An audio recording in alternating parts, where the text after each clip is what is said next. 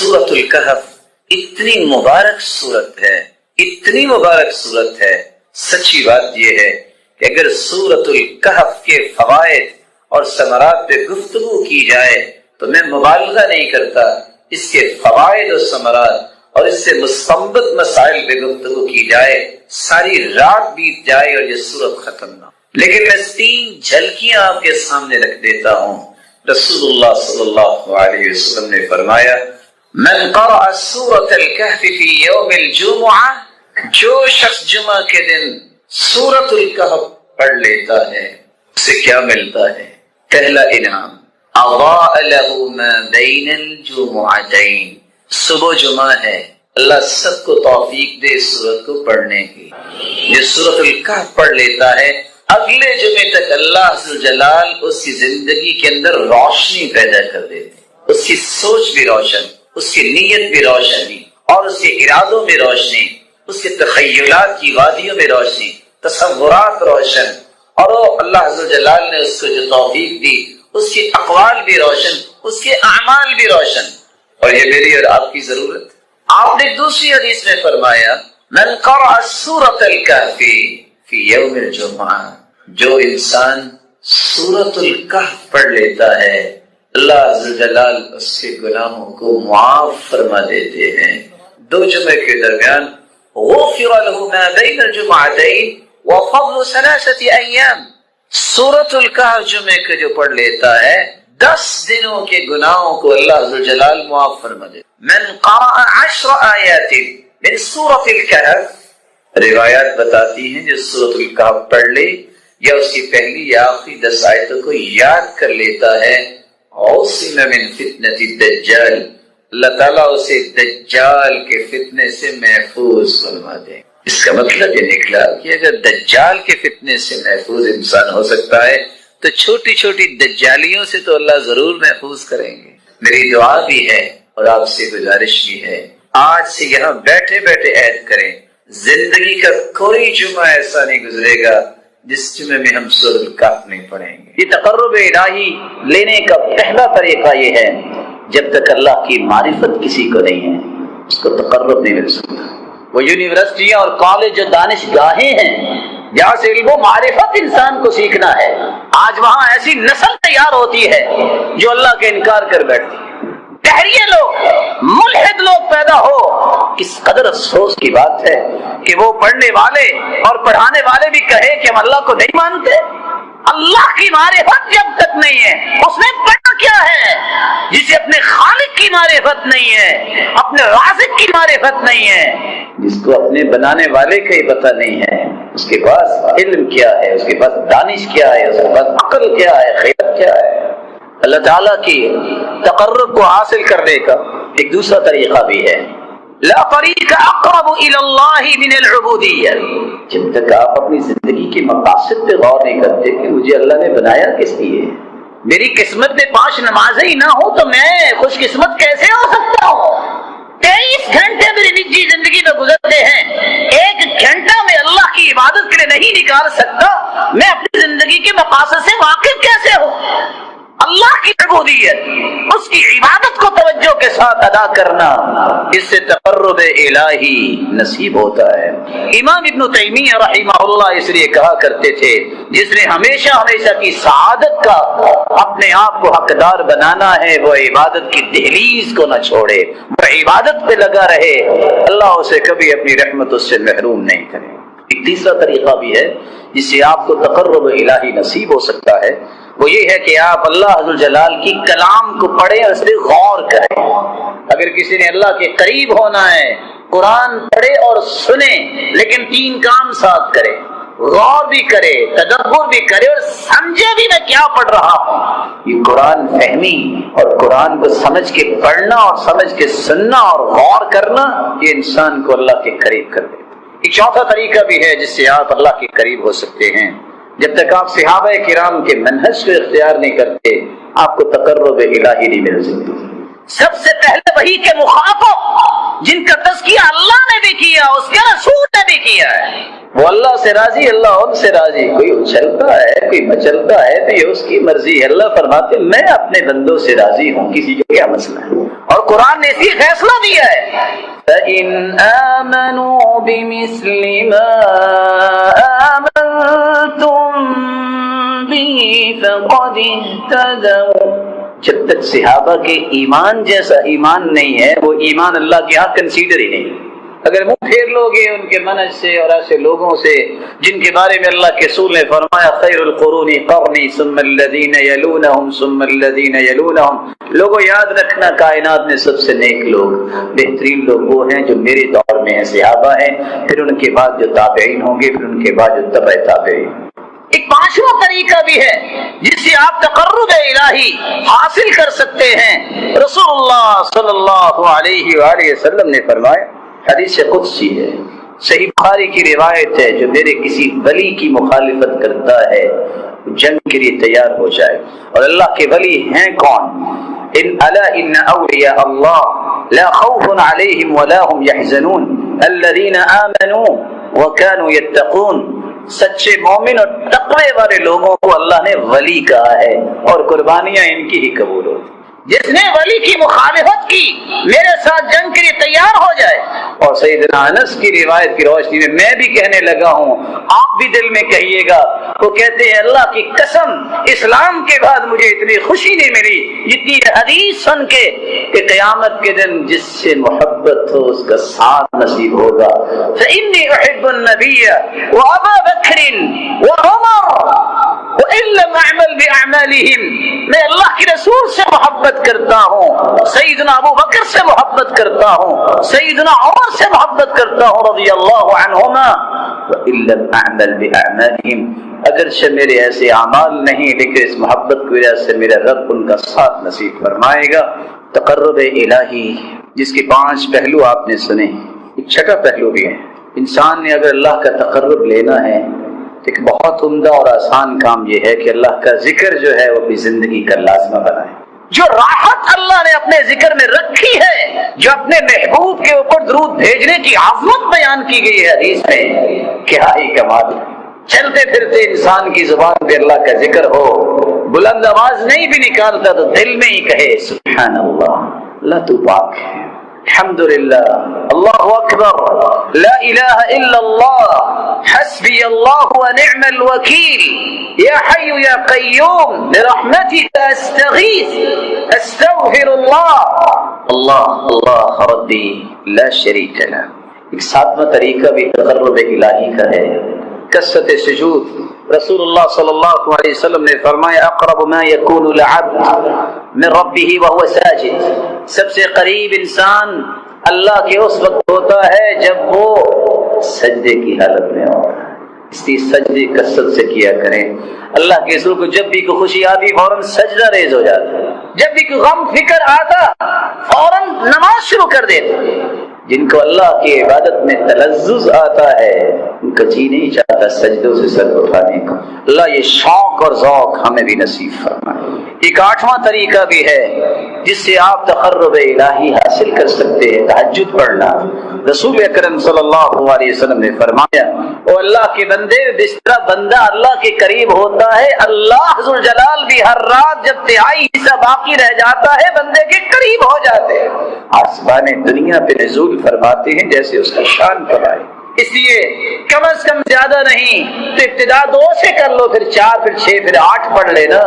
تم نہیں 5-10 پارے پڑھ سکتے، 10 آیتیں تو پڑھ سکتے ہو۔ من قام، جو شخص اللہ کے سامنے کھڑے ہو کے بعشر آیات 10 آیتیں پڑھ لیتا ہے، لم یکتب من الغافلین، اللہ غفلت کرنے والوں سے اس کا نام کاٹ دیتے ہیں، اس سے غفلت دور کر دیتے ہیں۔ ایک 9واں طریقہ بھی ہے جس سے آپ اللہ کا تقرب لے سکتے ہیں، والدین سے بڑھ کے کوئی نعمت نہیں، ان کی خدمت کریں، ان کی خدمت کریں، ان کو خوش کرے اور راضی کرے۔ اور سب سے بڑی خدمت یہ ہے کہ والدین کی نیکی کی راہیں آسان کریں، ان کا خیال کرے زندگی میں۔ صرف کھانا پینا عام شخص کرتا ہے، دیندار کی تڑپ ہوتی ہے جو ابو ہریرہ کی تڑپ ہے، رو رہے ہیں، اللہ کے رسول سے گزارش کر رہے ہیں، اللہ کے رسول دعا کر دے، اللہ میری ماں کو اسلام کی نعمت سے نواز دے۔ ماں باپ میں نماز نہیں کوئی پڑھتا، دین پہ نہیں، اس پہ رونا چاہیے، گڑ گڑائیے رب کے لیے، جس طرح دنیا میں اکٹھے رہنا ہم پسند کرتے ہیں، یا اللہ جنت میں ہمیں اکٹھا فرما۔ 10ویں اور آخری بات، مسکینوں سے محبت کرنا، اس سے بھی اللہ ذوالجلال کا تقرب نصیب ہوتا ہے۔ اللہ ذوالجلال ایسے لوگوں سے نیکی کرنے اور احسان کرنے اور ان سے محبت کرنے کی توفیق عطا فرمائے۔ ایک چھوٹا سا قصہ پڑھ کے انسان دنگ رہ جاتا ہے۔ آج کی آتا ہے لوگ جھڑکتے ہیں، سلف کا یہ رویہ تھا، جس کو صدقہ دیتے اس کا ہاتھ پکڑ کے چوم کے دیتے۔ یہ ہے وہ شخص جس کے دینے کی وجہ سے مجھے قیامت کو یہ انعامات ملنے ہیں، اتنی محبت کیا، اور ہم کہتے ہیں یہ ختم ہی نہیں ہوتے۔ یاد رکھیے، ایک لمحہ لگتا ہے بادشاہ فقیر ہوتے، اور ایک لمحہ لگتا ہے کہ کنویں سے نکال کے اللہ تخت پہ بھی بٹھا دیتے ہیں۔ اس لیے اللہ کے دیے ہوئے سے دینا ہی پسند کیا کریں۔ یحییٰ بن معاذ کہا کرتے تھے، دانے تو بہت دیکھے ہیں، لیکن کیا کمال کا یہ دانا ہے جو صدقے میں دیا جائے، جو دانا پہاڑ بن کے نیکیوں کا قیامت کو مل جائے۔ رزق دینے والا تو اس کو چاہے دے کے آزمائے، جس کو چاہے تنگی دے کے آزمائے۔ آزمائش دیکھنا یہ ہے کہ کون اس میں کامیاب ہوتا ہے۔ کافر دنیا کی رنگینی سے خوش ہوتے ہیں، انہیں شریعت سے کوئی سروکار نہیں ہوتا۔ پیسہ کیسے مل سکتا ہے، مال کیسے جمع ہو سکتا ہے، ان کی صرف ایک ہی سوچ ہوتی ہے کافر۔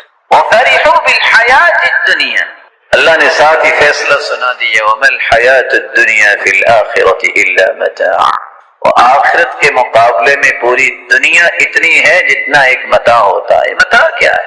امام اصمعی رحمہ اللہ جب اس آیت میں پہنچے تو سوچتے ہیں متاع کس کو کہ اللہ نے پوری دنیا کو متاع کہہ دیا ہے، کہ دنیا تو ہے ہی متاع۔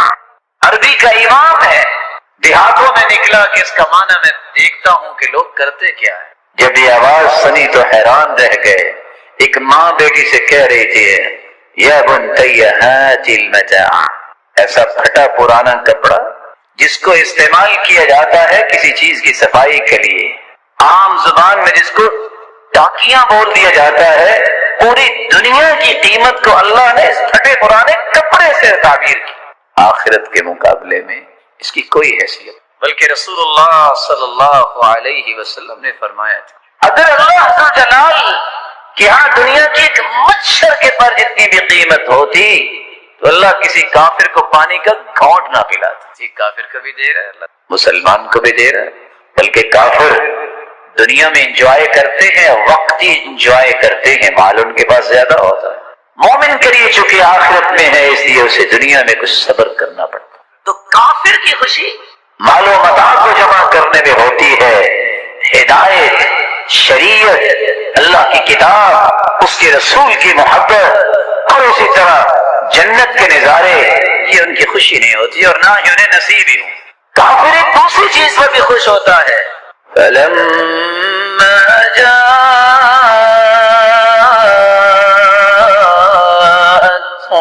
رُسُلُهُم بِالْبَيِّنَاتِ فَرِحُوا بِمَا عِندَهُم مِّنَ الْعِلْمِ وَحَاقَ بِهِم مَّا كَانُوا بِهِ يَسْتَهْزِئُونَ۔ جب ان کے پاس اللہ کے پیغمبر اللہ کی طرف سے بینات اور واضح دلائل لے کے آئے، انہوں نے اس شریعت کو، اس وحی کو ٹکرا دیا۔ کافروں نے کہا کہ جو ہمارے باپ دادا کہتے تھے نا، ہم تو اس پہ راضی ہیں، ہمیں تو خوشی ہے کہ ہم اپنے باپ دادا کے دین پر ہیں۔ فرحوا بما عندهم من العلم، اور اس لیے اللہ جلال نے دوسری جگہ دو حقیقتوں کو بیان کیا ہے۔ خوش تو قارون بھی بڑا ہوا تھا، ان قارون كان من قوم موسى فبغى عليهم وآتيناه من الكنوز ما إن مفاتحه لتنوء بالعصبة أولي القوة إذ قال له قومه لا تفرح إن الله لا يحب الفرحين۔ قارون کے بہت بڑے خزانے تھے، 9 لوگ تو صرف اس کے خزانوں کی چابیاں ہی اٹھاتے تھے۔ قوم نے کہا اتنا اکڑنے اور اچھلنے کی بات نہیں ہے۔ اللہ اس خوشی کو پسند نہیں کرتے کہ اللہ کا نام ہی نہ کبھی لیا جائے اور مال کو اکٹھا کرنے میں انسان دھت ہو جائے، نشے میں چلا جائے اور اندھا ہو جائے کہ کسی طریقے سے مال مجھے ملنا چاہیے، اسے اللہ یاد ہی نہ رہے۔ اللہ اس خوشی کو پسند نہیں۔ فَلَمَّا نَسُوا مَا ذُكِّرُوا بِهِ فَتَحْنَا عَلَيْهِمْ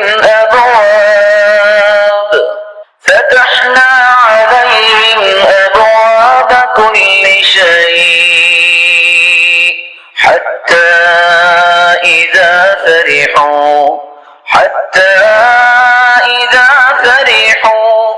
جب نصیحت کی گئی تو انہوں نے اس نصیحت کو بلا دیا تو اللہ نے سزا کیسی دی؟ دروازے کھول دیے ان کے اوپر۔ جب انہیں نعمتیں ملی، نعمتوں پہ اچھلنے لگے کہ لو اللہ کی پسند ہے تو ہمیں نعمتیں ملی ہیں۔ حَتَّى إِذَا فَرِحُوا بِمَا أُوتُوا أَخَذْنَاهُمْ بَغْتَةً فَإِذَا هُمْ مُبْلِسُونَ فَقُطِعَ دَابِرُ الْقَوْمِ الَّذِينَ ظَلَمُوا وَالْحَمْدُ لِلَّهِ رَبِّ الْعَالَمِينَ۔ ایک شخص آ کے کہتا ہے یا رسول اللہ صلی اللہ علیہ وسلم، میں ایک مسئلہ لے کر آیا ہوں آپ کے پاس، اس مسئلے نے قد ارهقتنی واسقمتنی، اس نے مجھے توڑ کے رکھ دیا ہے، میں بیمار ہو گیا ہوں اس مسئلے کے پیچھے، مجھے اس کا حل بتائی۔ غم دیکھیے، رسول اکرم صلی اللہ علیہ وسلم نے پوچھا کہ کون سی بات جس نے تمہیں توڑ کے رکھ دیا ہے، تھکا دیا ہے، بیمار کر دیا ہے؟ احزنتنی، اس شخص نے کہا کہ مجھے غم زدہ کر دیا۔ کس چیز نے غم زدہ کیا ہے؟ اللہ کے رسول اس چیز نے غم زدہ کیا ہے کہ میں جہنم سے کیسے بچ سکتا ہوں اور جنت میں کیسے جا سکتا ہوں۔ یہ ہے غم، یہ ہے اصل فکر کی بات، یہ ہے اصل سوچنے کی بات، جس کو قرآن مجید نے کچھ یوں بیان کیا ہے، فَمَن زُحْزِحَ عَنِ النَّارِ وَأُدْخِلَ الْجَنَّةَ فَقَدْ فَازَ وَمَا الْحَيَاةُ الدُّنْيَا إِلَّا مَتَاعُ الْغُرُورِ۔ رسول اللہ صلی اللہ علیہ وسلم نے اس لیے ساری امت کو یہ سبق دے دیا، صبح کی نماز پڑھ لو، پڑھنے کے بعد ایک دعا کبھی نہ بھولو۔ ہر روز اللہ کے رسول یہ دعا پڑھتے اور صحابہ کو سکھا دیا۔ دعا کیا ہے؟ اللہم انی اسألک علما نافعا، اللہ علم وہ دے جس سے نفع ملے، مجھے بھی، میرے گھر والوں کو بھی، میرے پیرنٹس کے بعد میرے خاندان کو بھی، میرے معاشرے کو بھی، میری قوم و ملت کو بھی نفع مند علم عطا کر، ورزقا طیبا، اللہ میں مثالی نوجوان بننا چاہتا ہوں، مجھے رزق وہ دے جس کو پاکیزہ کہتے ہیں، حلال لقمہ دے، میں حرام کے قریب نہ جاؤں، وعملا متقبلا، اللہ مجھ سے کام وہ کروانا جو تیرے ہاں بھی شرف قبولیت سے نوازے اور اس کے نتیجے میں قوم بھی بلند۔ اس کی تیاری کیسے کرنی چاہیے؟ سب سے پہلا کام آپ صلی اللہ علیہ وآلہ وسلم نے کہا تھا، لمبی امیدوں سے بچ جاؤ، مت سوچو ابھی میں جوان ہوں گا، پھر میں بوڑھا ہوں گا، پھر جا کے مجھے بخار ہوگا یا کوئی مسئلہ ہوگا، غم آئے گا، پھر مجھے دل کی بیماری لگے گی۔ یہ عام لوگوں کی سوچ ہے۔ پھر ڈاکٹر کے پاس جائیں گے، پھر کچھ دن میں ہاسپٹل میں رہوں گا، لوگ عیادت کے لیے بھی آئیں گے، پھر آخر کرتے کرتے فوت ہو جاؤں گا۔ فرمایا اذا امسیت فلا تنتظر الصباح، شام ہو جائے تو صبح کا انتظار نہ کرنا، واذا اصبحت فلا تنتظر المساء، صبح ہو تو شام کا انتظار نہ کرنا، یہ امیدیں لمبی لگانا چھوڑ دے۔ صلاح اول هذه الامه بالزهد والیقین ویهلك آخرها بالبخل والامل، صحیح الجامع کی روایت ہے۔ اور دوسری روایت نجا اول هذه الامه بالزهد والیقین، پہلے لوگوں کو نجات ملی، ان کی اصلاح کا راز یہ تھا، ان کے اندر یقین تھا۔ اللہ کی ذات پر بھی، قرآن پر بھی، آخرت پر بھی، موت پر بھی۔ اور ان کے اندر زہد تھا۔ زہد یہ ہے ہر وہ چیز جو اللہ کی راہ میں رکاوٹ بنے اس کو چھوڑ دینا۔ ان کے اندر تقویٰ تھا۔ اور امام بغوی رحمۃ اللہ علیہ نے تقوی کی عجیب تعریف فرمایا، تقویٰ یہ ہے جب تک انسان اپنے آپ سے دوسروں کو افضل نہیں مانتا وہ متقی بن ہی نہیں سکتا۔ سبحان اللہ، یہ وہ بات ہے امام بغوی کی جو حدیث کی روشنی میں انہوں نے کہی کہ عمر رضی اللہ تعالی عنہ، عبد الرحمن ابن عوف رضی اللہ تعالی عنہ عالمی منڈی میں صف اول کے تاجر ہیں، صف اول کے نمازی ہیں۔ یہ وہ صحابی ہیں جن کے پیچھے محمد مصطفیٰ نے بھی نماز پڑھی۔ جب آپ سلو کروانے گئے اور سلو کرواتے کرواتے لیٹ ہو گئے تو عبد الرحمن بن عوف نماز پڑھا رہے تھے اور اللہ کے رسول صلی اللہ علیہ وسلم آ کے ملے اور جو رکھتے تو رہ گئی تھی آپ نے بعد میں پڑھی۔ یہ وہ صحابی ہیں جن کے پاس سعد رضی اللہ تعالیٰ عنہ کی بیٹی نظر آئی، اس کے دیکھ کے کھانا کھاتے کھاتے چھوڑ کے رونے لگ گئے۔ کہتے ہیں یہ اس انسان کی بیٹی ہے، ہوا خیر منی، وہ مجھ سے اچھا تھا۔ اللہ کے اشرا مبشرہ میں سے عبد الرحمن بن عوف ہے، کہتے ہیں یہ اس کی بیٹی ہے جو مجھ سے اچھا تھا۔ رسول اللہ صلی اللہ علیہ وآلہ وسلم نے اسے فرمایا جب صبح کرو تو شام کا انتظار نہ کرو، شام کرو تو صبح کا انتظار نہ کرو۔ لمبی امیدیں یہ امت کے آخری لوگوں کو ہلاک کر دیں گی اور بخل ہلاک کر دے گی۔ بخل کا معنی صرف یہ نہیں ہے کہ آپ مال نہیں خرچ کرتے، اپنی صلاحیت، اپنی صحیح رہنمائی اور مشورہ، اپنا وقت، اپنی ہر وہ صلاحیت جس سے آپ امت کو نفع دے سکتے ہیں اس کو خرچ کرنے میں بخل کرنا یا اپنے بناوٹی اصول کشید کر کے اس کے مطابق صلاحیتوں کو لگانا، یہ وہ بخل ہے۔ مال کا بخل اتنا خطرناک ہے کہ قیامت کو وہ گنجا سانپ بن جائے گا۔ یہ صلاحیتیں جو اللہ نے عطا کی ہیں جس سے آپ امت کو قائم کرنا اور اس کو کھڑا کرنے کا کردار ادا کر سکتے ہیں، اتحاد و اتفاق اور یگانگت کے ساتھ۔ اگر اس میں بھی بخل ہوا تو یہ سزائیں بھی کل قیامت کو تیار ہوں گی۔ کیا کمال کا فکر تھا ابن القیم رحمۃ اللہ علیہ کا۔ وہ کہا کرتے تھے مال کا بخل جو ہے وہ تو وہ کر سکتے ہیں جن کے پاس مال ہو، لیکن مال امیروں کے پاس ہوتا ہے۔ صلاحیت کا بخل جو ہے یہ غریب بھی کرتے ہیں کیونکہ اکثر غریب لوگ زیادہ صلاحیتوں والے ہوتے ہیں۔ اور جتنا بھی دیکھا گیا ہے کہ بڑے بڑے کام ان لوگوں نے کیے ہیں جو پیسے کے پیچھے نہیں گئے۔ حسن بصری رحمہ اللہ تعالی کی بات کو دلیل بناتے ہوئے جب انہوں نے کہا بیٹا ذرا جا کے دیکھو مسجد میں پہلی صف میں کون بیٹھے ہیں، دوسری تیسری میں کون بیٹھے ہیں، تو شاگرد نے آ کے بتایا سارے فقیر ہی بیٹھے ہیں۔ کہا بیٹا ایک بات یاد رکھنا، قیامت کو بھی یہ صفیں اسی طرح بننی ہے، قیامت کو بھی صفیں اسی طرح ہی بننی ہے۔ اللہ کے نزدیک وہی ہوگا جو آج دنیا میں پہلی صف میں ہوتا ہے۔ اور صحیح بخاری کی روایت ہے جو جتنا پیچھے رہتا ہے آخرہ اللہ اس کو بھی اتنا اپنی رحمت سے دھکیل دیتے ہیں، پیچھے کر دیتے ہیں۔ ایسے تو نہیں اللہ کے رسول نے فرما دیا تھا لو علم الناس لو يعلم الناس ما في النداء والصف الاول ثم لم يجدوا الا ان يستهموا عليه لاستهموا عليه۔ اگر لوگوں کو پتہ چل جائے اذان کا اور اس کی فضیلت کا اور پہلی صف کا تو ان کو قرآ ڈالنا پڑے تو قرآ ڈال کے وہ آگے پہلی صف میں بیٹھے۔ اسی لیے صحابی نے قرآ ڈالا تھا کہ اذان میں نے کہنی، دوسرا کہتا تھا میں نے کہنی، قرآ ڈالا گیا۔ وَلَوْ حَبْوًا پیدل چل کے آنا دور کی بات ہے، گھٹنوں پہ رینگ کے آنا بھی پڑے تو پہلی صف میں پہنچے۔ اتنی فضیلت ہے۔ ہر کام کی پہلی صف میں کھڑا وہی ہوتا ہے جس نے اللہ کے ہاں پہلی صفوں میں کھڑا ہونا ہے۔ اور حدیث کے الفاظ 120 صفیں قیامت کو ہوں گی جنتیوں کی، 80 صفیں صرف اس امت کی ہوں گی اور باقی 40 صفیں 1,24,000 پیغمبروں کی امتوں میں سے ہوں گی۔ یہ بھی بہت بڑا اعزاز ہے اس امت کا کہ اس امت سے جنتی ان کی 80 صفیں ہوں گی اور 40 صفیں باقی تمام امت۔ رسول اکرم صلی اللہ علیہ وآلہ وسلم نے موت کی تیاری کا دوسرا طریقہ بیان کیا ہے۔ یا من بدنیا اشتغل وقد غرك طول الامل الموت يأتي بغتة والقبر صندوق العمل۔ یا من بدنیا اشتغل، اے دنیا میں اپنے سر مارنے والے ملے گا کچھ نہیں۔ تم نماز پڑھ لو، روزہ رکھ لو، تمہاری دنیا بھی دین بن جائے گی، تم اللہ کی مرضی کے مطابق دنیا کے بھی معاملات کر لو تو وہ دنیا نہیں رہتی، وہ بھی دین بن جائے۔ مرضی اپنی نہیں، رب کی مرضی کے مطابق آ جاؤ گے، تمہارا شاپ پہ بیٹھنا، پھٹے پہ بیٹھنا، کسی آفس میں بیٹھنا بھی عبادت بن جائے گا۔ الموت یأتی بغتہ، موت اچانک آتی ہے۔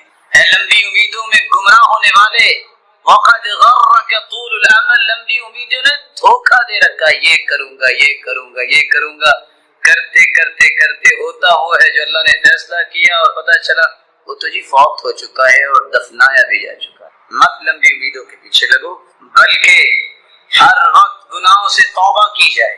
رسول اللہ صلی اللہ علیہ وسلم نے فرمایا تھا ان للتوبۃ بابا عرض ما بین مصراعی ما بین المشرق والمغرب لا یغلق حتى تطلع الشمس من مغربها، توبہ کا دروازہ کھلا ہے، کسی وقت بھی ہو سکتی ہے، کوئی وقت مقرر نہیں، قیامت تک یہ کھلا رہے گا۔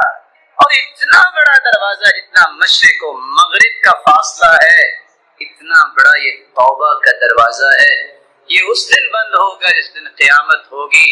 من مات فقد قامت قیامتہ، جو فوت ہو جاتا ہے اس کی قیامت تو قائم اسی دن ہی ہو جاتی ہے، اسی موت سے پہلے پہلے، بلکہ موت کی غرغراہٹ سے پہلے پہلے۔ حدیث میں آتا ہے توبہ کر لو، ان اللہ یقبل توبۃ العبد ما لم یغرغر ما لم یغرغل، دونوں روایتیں ہیں۔ موت کی غرغراہٹ، جب انسان بات کرتا ہے سمجھ نہیں آتی، یہ وہ وقت ہوتا ہے فَإِذَا بَلَغَتِ الْحُلْقُ، جب روح ہنسلی تک پہنچ جاتی ہے، وَعَيَنَ الْمَلَكُ، فرشتہ نظر آ چکا ہوتا ہے اور اس کی نظریں ٹک جاتی ہیں، کچھ کہنا چاہتا ہے نہیں کہہ پاتا، ہمت نہیں ہے۔ عمر بن عاص رضی اللہ تعالیٰ عنہ بڑے بہادر انسان تھے، کہا مجھے تعجب ہوتا ہے ان لوگوں پہ جو دیکھ رہے ہوتے، جو بات کر رہے ہوتے، موت آ جاتی ہے تو کم از کم بتا ہی دے کیا ہو رہا ہے، موت کی تکلیفیں کیسی ہے، لیکن بتاتے نہیں۔ جب ان کا وقت آیا تو کسی نے کہا تم بتاؤ نا، تم تو بڑے بہادر ہو۔ کہا مجھے لگتا ہے ایسا ہے کہ ساتوں کے ساتھ تو آسمان میرے اوپر گر پڑے، مجھے ایسے لگ رہا ہے کہ ساتوں کے ساتھ تو آسمان میرے اوپر گر پڑے۔ آپ سوچ سکتے ہو کہ جس کے اوپر آسمان گر پڑے، تو اتنا بڑا آسمان، اس پہ کیا بیتی ہے۔ تیسرا کام، موت کی تیاری وہ کر سکتا ہے۔ اللہ کے رسول نے فرمایا جہاں تمہیں زندگی کو غنیمت جاننا ہے اور لمبی امیدوں کے پیچھے نہیں پڑنا بلکہ اپنی زندگی کے لمحات کو استعمال کرنا ہے، وہاں تمہیں موت کی یاد بھی دلائے گی۔ جنازے پڑھو گے، قبرستان میں جاؤ گے کسی کو دفنانے، قبروں کی زیارت پہ جاؤ گے کہ ہمیں سبق ملے، کبھی قبرستان کا چکر لگا دے گے۔ کچھ لوگوں کے یہ جھگڑے کہ بس یہ ہوا وہ ہوا، آپ قبرستان میں چکر لگائیں، کوئی جھگڑا نہیں، کوئی اونچی آواز سے نہیں بولتا، تھے بڑے بڑے جابر، لیکن ان کی یہ جابری کو اس جبروتیت والے نے سب توڑ دیا کہ مٹی میں مٹی ہو چکی۔ اس لیے کبھی قبرستان کا چکر بھی لگانا چاہیے۔ کیا ملتا ہے؟ فإنها تذکر الآخرہ۔ مسلمانوں، میں نے تمہیں پہلے قبروں کی زیارت سے منع کیا تھا، قبرستان نہ جانا ابتدائی اسلام میں، بعد میں اجازت دی تو 5 کاموں کے لیے کہا، اس لیے جاؤ تذکر الآخرہ، تمہیں آخرت یاد کروائے گی۔ جامع ترمذی کی روایت ہے 1053۔ دوسرا، تم جب قبرستان کا چکر لگاؤ گے تو ہوگا کیا؟ ترق القلب، جب تم قبریں دیکھو گے اچھا یہ بھی تھا یہ بھی تھا، تمہارے دل نرم ہو۔ تیسرا کام، تدمع العین، تمہاری آنکھوں سے آنسو آ جائیں گے اور تمہاری آنکھوں کو سمجھ آئے گی کہ ہاں یہ رونا جو ہے اس بات پہ دلیل ہوگا کہ تمہارا دل ڈر گیا ہے۔ اور چوتھی بات، وَلَا تَقُولُوا هُجْرًا، غلط بات نہ وہاں کہنا۔ اور اگلی روایت کے الفاظ ہیں وَلَا تَقُولُوا مَا يَسْخِطُ الرَّبِّ، ایسی ہر بات سے بچ جانا جس سے رب کی ناراضگی ہو۔ اور بعض آثار میں جس میں علماء نے کلام بھی کی ہے، تُزَهِدُ الدُّنْيَا، انسان کی دنیا کی رغبت دور۔ لیکن یہ تو وہ قبریں ہوں گی نا جو سنت کے مطابق کچی قبریں بنی ہوں، کس طرح کھائیاں نظر آئیں تو ہاں آخرت یاد بھی آتی ہے، اپنا آپ بھی یاد آتا ہے، میں نے بھی یہاں اس طرح کی جگہ پہ آنا ہے، وہاں رونا بھی آتا ہے۔ اور جہاں قیامت کی نشانی کا ظہور ہو چکا ہو، حدیث میں آتا ہے لا تقوم الساعة حتى تضطرب آلیات نساء دوس، دوس قبیلے کی عورتیں رقص کریں گی، اس وقت تک قیامت نہیں آئے گی۔ اور کہاں کریں گی؟ حول ذی الخلصہ، ذو الخلصہ بت جو بنا ہوا ہے اس کے پاس رقص کریں گے۔ آج بڑے بڑے ابے اور بڑے بڑے دربار اور وہاں رقص بھی ہوتا ہے، شاید کہ گھروں میں اتنا مہنگا پتھر لگانا نصیب نہیں ہوتا، جہاں شریعت کی مخالفت کرتے ہوئے وہاں پتھر لگائے جاتے ہیں، وہاں کیسے موت یاد آتی ہے، وہاں کیسے آنسو آتے ہیں، وہاں کیسے آخرت یاد آئے گی؟ وہاں تو ایسا سلسلہ نہیں ہو سکتا، وہ تو کھائیاں نظر آئیں گی۔ نہا رسول اللہ صلی اللہ علیہ وسلم ان تجسس القبور وان يبنى عليها وان يكتب عليها وان توطى، اللہ کے رسول نے پختہ قبر بنانے سے بھی منع کیا، اس کے اوپر بلڈنگ بنانا، اس کے اوپر تعمیر کرنا، کوئی دربار کی شکل اس طرح کی کوئی بھی ایسی شکل دینا، اس سے بھی منع کیا ہے، کتبے لکھ لکھ کے لگانا اس سے بھی منع کیا ہے، اور قبروں کی بے حرمتی سے بھی منع کیا ہے کہ انسان بھی چڑھا پھرے اور جانوروں کو بھی چھوڑ دے، پرواہ نہ کرے، قبروں کی حرمتی سے بھی منع کیا۔ چوتھا طریقہ جس سے موت کی تیاری ہوگی، اس موت کو یاد کیا جائے، اکثروا ذکر عادم اللذات، کثرت سے موت یاد ہو، دل میں یہ خیال آئے نہ جانے کب دنیا سے چلے جائے۔ فما ذکرہ عبد قط، ابن حبان کی روایت 2982، جس بندے نے موت کو یاد کیا ہوگا کیا؟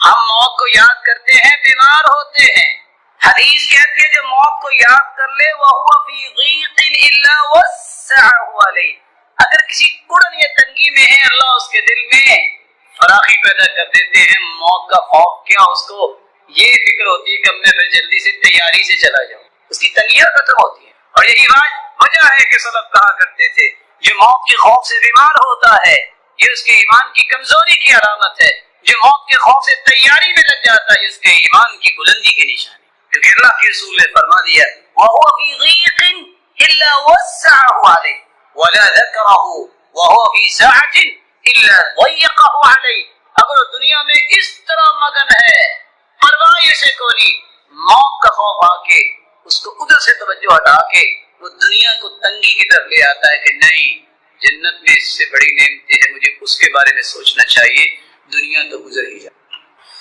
سیدہ عائشہ رضی اللہ تعالی عنہ کے پاس ایک عورت آئی، آگے کہتی ہے میرا دل بہت سخت ہے، تو آپ نے وصیت کیا فرمائی؟ اکثری من ذکر الموت، موت کو کثرت سے یاد کیا کرو۔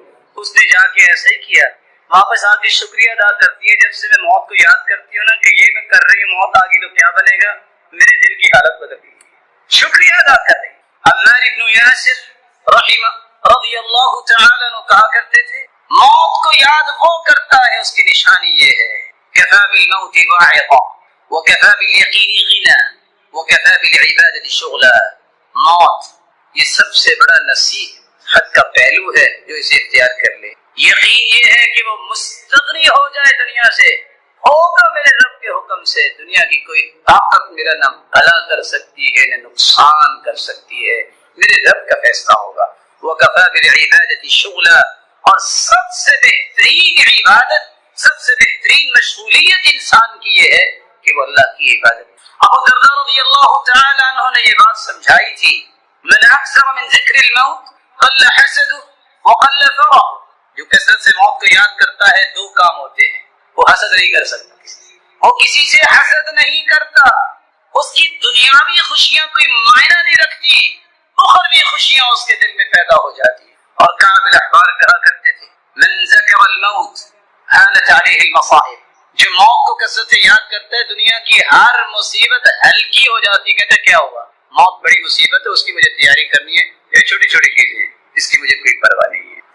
حسن بصری رحمہ اللہ تعالی فرمایا کرتے تھے وما الزم عبد قلبه ذکر الموت الا صغرت الدنيا عليه وهان عليه جميع ما فيها، جو کثرت سے موت کو یاد کرتا ہے اس کے سامنے دنیا بہت چھوٹی ہو جاتی، دنیا کی پرواہ چھوڑ دیتا ہے، یہ بھی ایک نشانی ہے کہ یہ موت کو یاد کرتا۔ امام اوزاعی رحمہ اللہ تعالی فرماتے ہیں لا اکثر عبد ذکر الموت الا کفاہ الیسیر، جس کو موت یاد ہوتی ہے اس کو تھوڑی چیز پہ بھی قناعت آ جاتی ہے، جو قناعت نہیں کرتا اس کا مطلب یہ ہے کہ اس کو موت یاد نہیں، اللہ اس کی تھوڑی چیز میں بھی برکت ڈال دے۔ جب آپ بیان کرتے ہیں من اکثر ذکر الموت اکرم بثلاث، جو موت کو یاد کرتا ہے اسے 3 انعام اللہ دنیا میں دے دیتے ہیں۔ پہلا انعام تعجیل التوبہ، وہ جلدی سے اپنے گناہوں کی توبہ کر لیتا ہے، وترک الرضا بالکفاف، والتكاسل في العبادة، عبادت میں سستی چھوڑ دیتا ہے، یہ اللہ اسے انعام دیتے ہیں. اور وترك الرضا بالكفاف، اس کو برابر برابر بھی نہ ملے وہ پھر بھی راضی ہے. اللہ کے رسول نے فرمایا تھا کہ اللہ مجھے اتنا رزق ضرور دے کہ میں کسی کے سامنے ہاتھ نہ پھیلاؤں، یہ دعا سکھائی امت کو. اور ساتھ یہ فرمایا وقد افلح من رزق كفافا، جس کو برابر برابر رزق دیا گیا، نہ اتنا زیادہ کہ وہ طغیانی میں آ جائے، نہ اتنا کم کہ لوگوں کے سامنے ہاتھ پھیلائے، یہ کامیاب ہو گیا. اور یہاں بیان کر رہے ہیں کہ اگر برابری بھی نہیں ملی تو یہ اس سے بھی راضی ہے. اس کا مطلب یہ ہے کہ یہ بندہ اللہ کی طرف انعام یافتہ ہے اور موت کو یاد کرتا ہے. اور ساتھ کیا فرمایا؟ تعجیل التوبہ، توبہ میں جلدی کرتا ہے. قناعت القلب، دل کی قناعت اسے نصیب ہو جاتی ہے. نشاط العبادہ، عبادت میں ہر وقت جو ہے قوت کے ساتھ لگتا ہے. ومن نسی عوقب بثلاث، اور جو موت کو بھول جاتا ہے اس کے اندر 3 برائیاں پیدا ہو جاتی ہیں. تسویف التوبہ، کہتے ہیں توبہ کر ہی لیں گے کوئی بات نہیں. وہ تکاسل فی العبادہ، اور عبادت میں سست ہو جاتا ہے. وترک الرضا، اور اللہ نے جو کچھ دیا ہے اس سے راضی ہوتا ہی نہیں. یہ 3 علامتیں اس کے اندر پیدا ہوتی ہیں کہ یہ موت کو یاد نہیں. رسول اللہ صلی اللہ علیہ وآلہ وسلم نے 5واں طریقہ بیان کیا ہے کہ آخرت کی اور موت کی تیاری کیسے ہوگی. موت کی سختیوں کو بھی یاد کرو. آپ صلی اللہ علیہ وسلم اپنے آخری وقت میں اپنا ہاتھ مبارک پیالے میں ڈالتے اور پانی میں بھگو کے اپنے چہرے انور پہ لگاتے اور کہتے ان للموت سکرات، ان للموت سکرات، موت کی سختیاں ہیں. اور آپ کثرت سے پڑھ رہے تھے لا الہ الا اللہ، اللہ جلال کی توحید کو بیان کر. اور آپ اس طرح ہاتھ ہی اٹھایا تھا اللہم بالرفیق الاعلی، ہاتھ اٹھا اللہ کے پاس چلے گئے، ہاتھ اسی طرح ہی مائل ہو گیا، نیچے آ گیا. صحیح بخاری کی روایت 449 یہ بتاتی ہے کہ موت کی سختیاں ہیں. اور یہاں یہ بات بھی سمجھنا ضروری ہے، سیدہ عائشہ کہا کرتی تھی ہم سنتے تھے کہ لوگ کہتے ہیں موت کے وقت پریشانی آتی ہے شاید گناہوں کی وجہ سے. میں نے اللہ کے رسول صلی اللہ علیہ وآلہ وسلم کو دیکھا تو مجھے یقین ہوا کہ نہیں، یہ اللہ کا فیصلہ ہے، کسی کو کس طرح بلا لیتا ہے، کسی کو کس طرح بلا لیتا ہے. گناہوں کی وجہ سے اس طرح کی چیز نہیں ہوتی ہے، اللہ جانتا ہے. اس لیے موت کی سختیاں جو ہیں وہ تو ہر ایک پہ وارد ہوں گی، کس طرح وارد ہوں گی وہ اللہ جانتا ہے. رسول اللہ صلی اللہ علیہ وآلہ وسلم کے صحابی عمر رضی اللہ تعالی عنہ جب انہوں نے کعب سے پوچھا موت کے بارے میں بتائیے، تو کہا موت کے بارے میں امیر المؤمنین مجھ سے پوچھ رہے ہو، ان الموت كغصن كثير الشوك ادخل في جوف رجل واخذت كل شوكة بعرق ثم جذبه رجل شديد الجذب فاخذ ما اخذ.